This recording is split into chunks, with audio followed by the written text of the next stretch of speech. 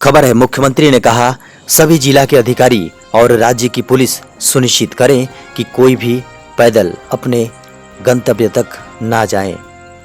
दोस्तों, खबर आ रही है, मुख्यमंत्री हेमंत सोरेन ने कहा कि सभी जिला के अधिकारी एवं झारखंड पुलिस यह सुनिश्चित करें कि कोई भी व्यक्ति, चाहे वो झारखंड का हो या किसी दूसरे राज्य का, झारखंड में पैदल अपने गंतव्य को न जाए।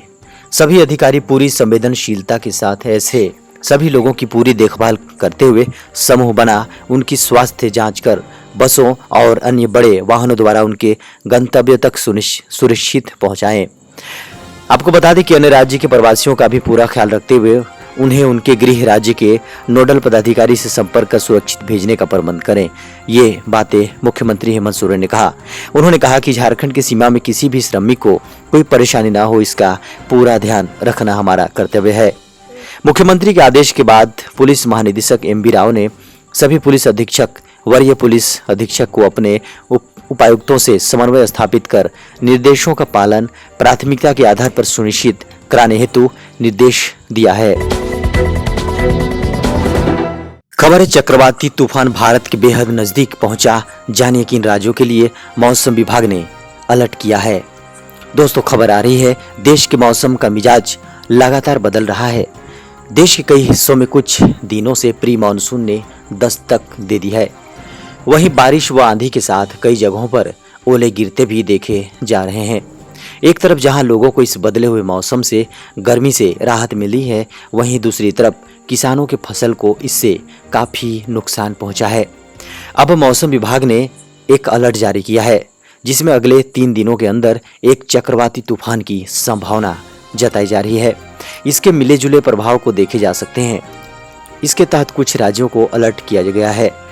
मौसम विभाग के अनुसार 16 मई की शाम तक एक चक्रवाती तूफान प्रभावी हो सकता है।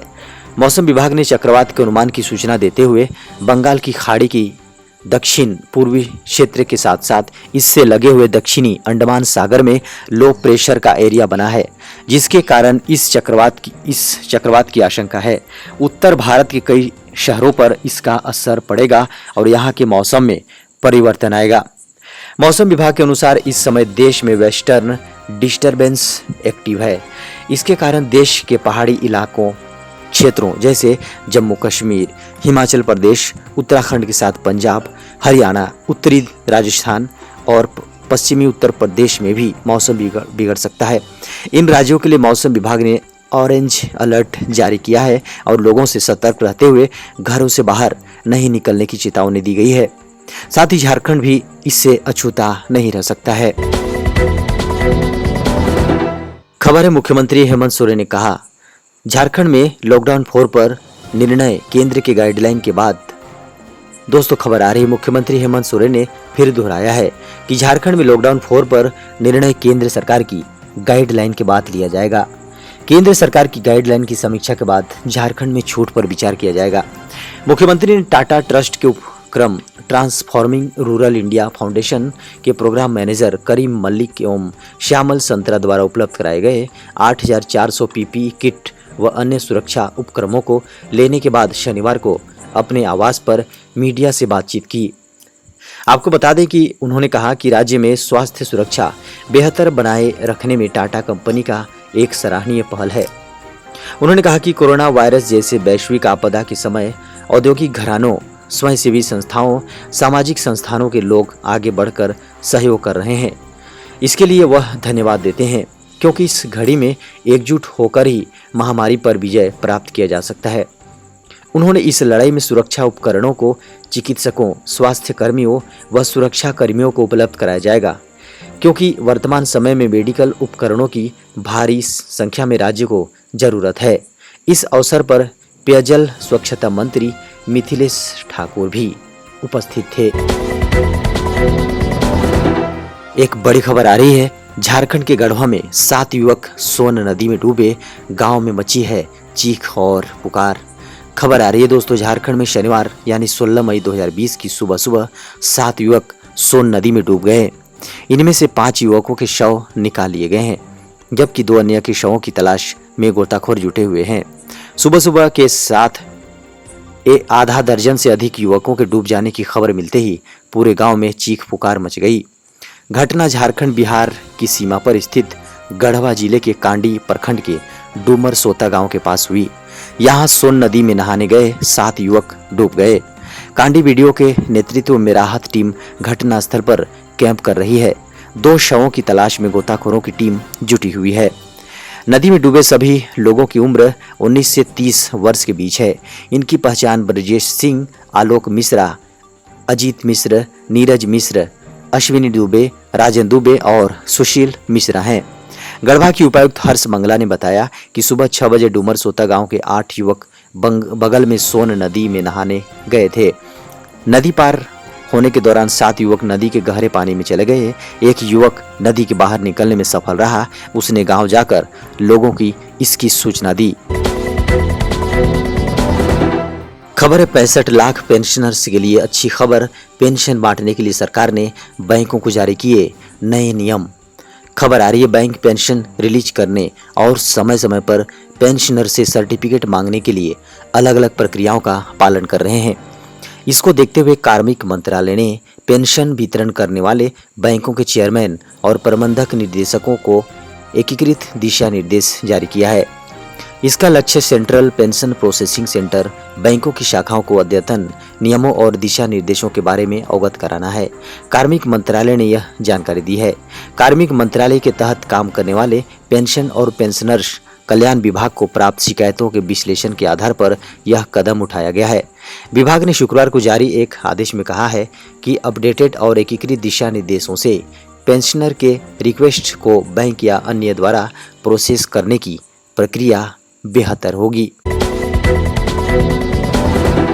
खबर है शुरू हो सकती है घरेलू उड़ानें। एयरलाइनों ने सरकार को सौंपी रिपोर्ट, कहा हमारे विमान हैं तैयार। दोस्तों खबर आ रही है यदि सब कुछ ठीक रहा तो उम्मीद है कि जल्द घरेलू उड़ानें भी शुरू हो सकती हैं। ऐसे संकेत इन रिपोर्टों से मिल रहे हैं। समाचार एजेंसी ANI के मुताबिक एयरलाइनों ने देश के विमानन नियामक DGCA और नागरिक उड्डयन मंत्रालय को अपने विमानों के संचालन संबंधी एयरवर्थनेस रिपोर्ट सौंप दी है। सूत्रों ने बताया कि एयरलाइनों ने सरकार को बताया है कि उनके विमान उड़ने के लिए तैयार हैं। एक निजी एयरलाइन का कहना है कि भले ही उड़ानें बंद हों फिर भी नियमित तौर पर विमानों की जांच परख की जाती है। हम विमानों के इंजनों से लेकर दूसरी जरूरी जांचें करते हैं। हम विमान सेवाओं की बहाली का इंतजार कर रहे हैं। सूत्रों की माने तो केंद्र सरकार कई दिशा निर्देशों के साथ घरेलू उड़ानें फिर से शुरू करने की योजना बना रही है। हालांकि अभी तक इस बारे में कोई स्पष्ट दिशा निर्देश जारी नहीं किया गया है। खबर है सीधे खाते में आएगी बिजली सब्सिडी। स्मार्ट मीटर्स की सुविधा पावर सेक्टर्स के लिए हो गए हैं एक बड़ा ऐलान। दोस्तों खबर आ रही बिजली कंपनियों की। वित्त मंत्री निर्मला सीतारमण ने शनिवार को कोविड-19 आर्थिक पैकेज यानी इकोनॉमिक पैकेज 2.0 के चौथे हिस्से के ऐलान के दौरान टैरिफ पॉलिसी में बदलाव करने की जानकारी दी। उन्होंने कहा कि बिजली कंपनियों को पर्याप्त बिजली मुहैया करानी होगी। अगर लोड शेडिंग की समस्या आती है इसके लिए उन पर पेनाल्टी लगाई जाएगी। साथ ही केंद्र शासित प्रदेशों में नई टैरिफ पॉलिसी के तहत पावर डिस्ट्रीब्यूशन किया जाएगा। वित्त मंत्री ने शनिवार को प्रेस कॉन्फ्रेंस में कहा, टैरिफ पॉलिसी के आधार पर बिजली उद्योग में प्राइवेटाइजेशन किया जाएगा। इसे जल्द ही पूरा किया जाएगा। बिजली कंपनियों की अक्षमताओं का बोझ अब ग्राहकों पर नहीं पड़ेगा। लोड शेडिंग जैसी कोई समस्या आती है तो इसके लिए कंपनियों पर पेनाल्टी लगाई जाएगी। उन्होंने आगे कहा, बिजली कंपनियों की पर्याप्त आउटपुट को और भी बेहतर बनाने के लिए काम किया जाएगा। यह कहने की बात नहीं है कि इससे क्षमता में विस्तार होगा, सर्विस क्वालिटी पर बेहतर असर देखने को मिलेगा। वित्त मंत्री ने बताया कि पावर सेक्टर में डायरेक्ट ट्रांसफर के तहत ही सब्सिडी मुहैया कराई जाएगी। साथ ही स्मार्ट प्रीपेड मीटर्स को भी बढ़ावा दिया जाएगा। खबर है अब देश में होगा रक्षा उपकरणों का निर्माण, कई हथियारों के आयात पर लगेगा बैन। दोस्तों बड़ी खबर आ रही है। कोरोना संकट को देखते हुए प्रधानमंत्री नरेंद्र मोदी ने आत्मनिर्भर भारत के तहत 20 लाख करोड़ रुपए के आर्थिक पैकेज का ऐलान किया है। इस आर्थिक पैकेज के 3 चरणों की जानकारी वित्त मंत्री निर्मला सीतारमण दे चुकी हैं। शनिवार को आर्थिक पैकेज के चौथे चरण का ऐलान किया गया है। वित्त मंत्री ने डिफेंस सेक्टर के लिए कई बड़े ऐलान किए हैं। डिफेंस प्रोडक्शन में आत्मनिर्भरता के लिए मेक इन इंडिया जरूरी है। डिफेंस उपकरणों को स्वदेशीकरण किया जाएगा, यानी इन्हें देश में ही बनाने पर जोर दिया जाएगा। डिफेंस इंपोर्ट में कमी लाने पर जोर रहेगा। समयबद्ध तरीके से रक्षा खरीद में कमी सुनिश्चित की जाएगी। डिफेंस मैन्युफैक्चरिंग के लिए FDI लिमिट ऑटोमेटिक रूट से 49% से बढ़ाकर 74% कर दी जाएगी। डिफेंस सेक्टर में हथियारों की लिस्ट तैयार की जाएगी। इनके आयात पर प्रतिबंध लगेगा। हर साल इनके लिए टाइमलाइन आती जाएगी, जिससे कि साल दर साल हथियारों के उत्पादन यही हो। डिफेंस उपकरणों को देश में बनाने पर जारी जोर रहेगा। और डिफेंस फैक्ट्री बोर्ड का निगमीकरण किया जाएगा, न कि इनका निजीकरण होगा। इनके कामकाज में सुधार, अच्छे उत्पाद बन सके, सेना को अच्छे हथियार मिले आदि के लिए निगमीकरण आवश्यक है। वित्त मंत्री ने कहा कि मेक इन इंडिया और आत्मनिर्भरता एक भागीदार बन गए हैं, खासकर जब आप रक्षा जैसे उद्योगों के बारे में बात कर रहे हैं। सशस्त्र बलों को सर्वोत्तम उपकरणों और नवीनतम तकनीक की आवश्यकता होती है, इसलिए कुछ नवीनतम हथियार आयात किए जाते रहेंगे, लेकिन कुछ उपकरण भारत में बनाए जा रहे हैं और उन्हें सशस्त्र बलों द्वारा खरीदा जा सकता है। तो दोस्तों, ये था अब तक की बड़ी खबर, ब्रेकिंग न्यूज, झारखंड के मुख्य और ताज़ा खबरों की सुर्खियां। तो दोस्तों, आपसे अनुरोध है कि इस चैनल को आप सब्सक्राइब कर लें, वीडियो को लाइक करें, अपने दोस्तों को इस वीडियो को शेयर करें और साथ ही बेल की आइकन को दबाएं, ताकि हमारे लेटेस्ट ब्रेकिंग न्यूज की वीडियो की नोटिफिकेशन आपको सबसे पहले प्राप्त हो सके। और अब हमें इजाजत दें। नमस्कार।